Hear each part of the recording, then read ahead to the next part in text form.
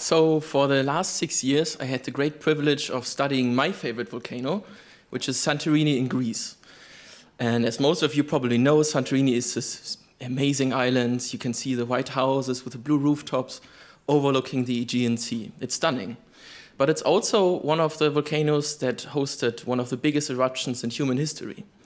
And Santorini is not alone, because 5 kilometers offshore of Santorini lies the submarine Colombo volcano.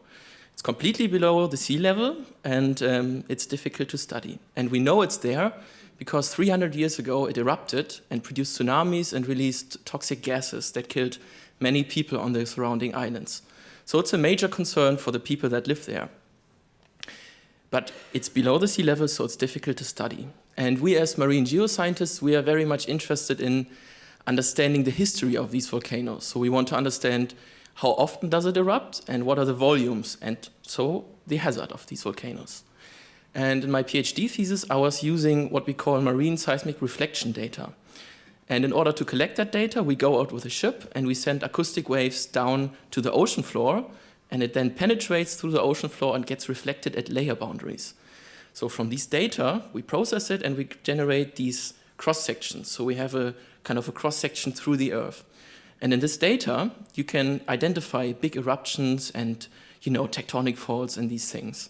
And that was my task during my PhD thesis. And my PhD thesis was going pretty well. I was developing an age model for this volcano and other volcanoes. And we come up with this, we published it, so it was all going pretty well. But one of the main implications was I could see this Colombo volcano had 5 big eruptions in its history, and I could see that these eruptions go very deep down into the subsurface. And my age model indicated that these eruptions occurred during the last 1 million years. And because the last eruption was only 300 years ago, the implication is the hazard potential might be pretty low. There's one thing with these seismic reflection data, it's that we come up with interpretations. And in order to prove them, we need ground proof. And in terms of seismic data, what we need to do is we need to drill. So 2 weeks after I submitted my PhD thesis in 2022, I found myself on the American drilling vessel, the JR. It's this legendary drilling vessel. And then I was there with a group of 30 scientists from all across the world, from different disciplines, and we had this one goal: we want to understand the volcanic history of both Santorini and Colombo. But also, I was thinking, okay, so now all the things I was working on the last year, they're going to get tested. So it was an interesting situation. We arrived on station, and we lowered down the drill pipe, and within a short time, the first cores came up. And I've been looking at this data for years on my screen, and now I could finally touch it. So it was on deck, I could hold the rocks, I could touch them, smell them, taste them, and they were real, and it was amazing. But as the expedition continued, I noticed that as our drill results came up, some of my hypotheses seemed to not hold anymore. So it was approximately 4 weeks after I entered that ship that I noticed that some of the main concepts of my PhD thesis were proven wrong. So I always say that I hold the proud record of having the shortest lived PhD thesis in the world. And that was devastating, right? So I'm on the ship with all of these people. They're all looking at me, starting to avoid me. It gets a little bit quiet. And I find myself in the situation that I feel failure, right? Because what I thought was true before wasn't true anymore. And in addition to that,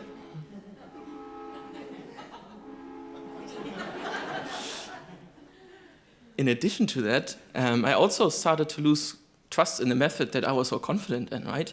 I mean, also I lost a little bit my confidence in the scientific process, because these results were peer-reviewed, like we submitted this was all going pretty well, and now it's wrong. So I was frozen a little bit in that situation, but then I decided I need to do something about it. So I decided to look back at my data. After my 12-hour shifts on that ship, I went back to my data that I've been looking on for so long, and I tried to find where did things go wrong. And it was this one night, I was pretty sleep-deprived, a couple of coffees in, and I was looking back at this one profile I've been looking on for so long, and then I got this thought: what if this volcano is actually much younger? And what if it's controlled by a major tectonic fault? I got excited for that because this was the missing puzzle piece that we couldn't see before. And then I approached the co-chiefs and said, look, so I have this idea, we need to shift one of the drill sites to this location in order to prove this, because that would be an amazing story. And they had, at that point, lost all trust in my method. So I had to be really annoying. Successfully so, because then we moved that drill site, we drilled down, and there it was, the proof. So we've proven that this volcano was much younger, and it's controlled by tectonic fault. It's a major scientific finding. And as I was sailing back, I felt many things, many emotions. After 2.5 months on a ship, you kind of in an interesting mindset.